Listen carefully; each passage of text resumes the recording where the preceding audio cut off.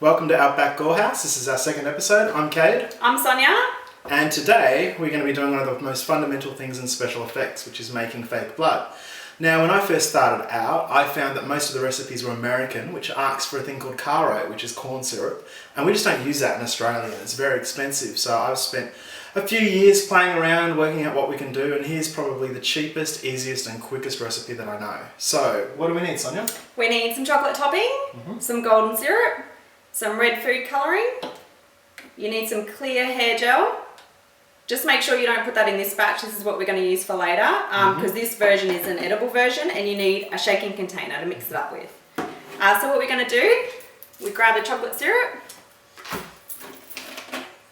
and we pour it all into the shaking container. All of it? All of it. Sounds yummy already. Every single drop. So this blood is edible too. It's delicious. So we put all that in there. Then what we grab, your golden syrup, we just put a little squirt in there. You sure we're not having ice cream? I wish we were. Maybe later. Yeah, maybe later. And then we're going to put a couple of tablespoons of the red food colouring. And then what we do, we shake it all up. So make sure you mix it up all really well.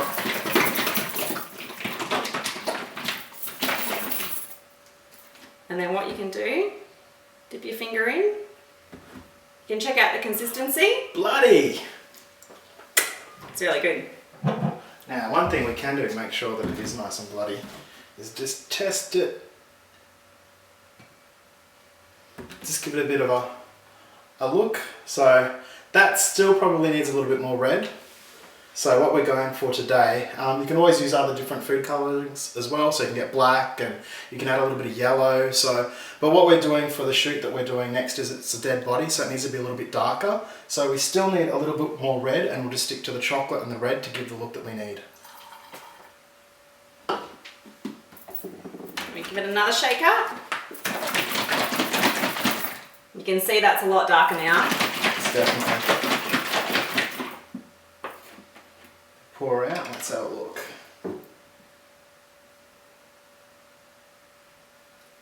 And there is some pretty good blood. So if you need to have it a little bit more runny, you can add water and water it down to as much as you need. Put it in a pump system. So with this, we could fill it all the way up to the water and you'd have a lot of blood that you could throw around and just have fun with, say, your intestines that you made last time, and have some real fun and wait to see how you can scare mum and dad kids. Don't do that, we'll get in trouble.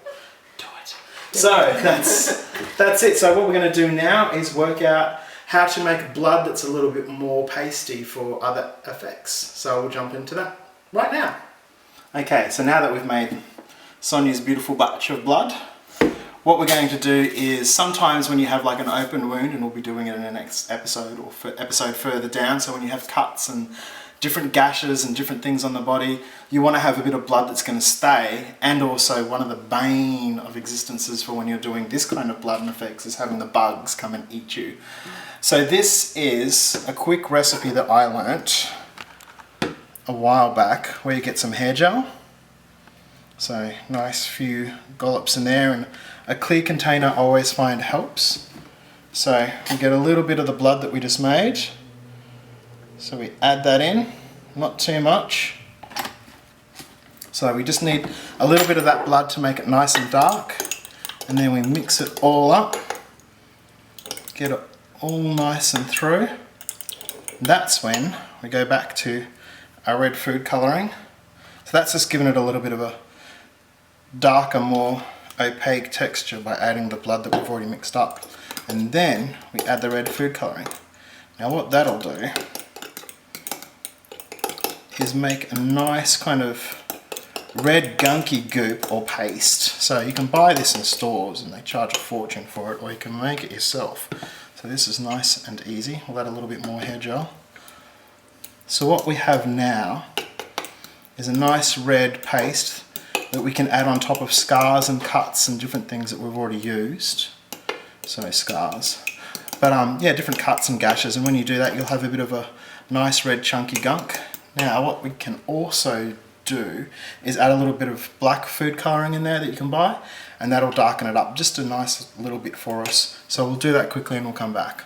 So when you are doing home special effects in indie films, one of the most rarest things, although it seems to be becoming more prevalent now, is black food colouring. So if you ever see black food colouring, grab it, have it in your kit, make sure you've got it, because for right now, that blood is very, very, very red. And when I do fresh blood like this blood, so we use this for a vampire vial, it's great, but for what we're using this for, and the blood's a little bit more coagulated, a little bit more dead, we just want to add the tiniest amount of black food colouring, and then we'll mix it all up, and that way we will have a nice dark red blood.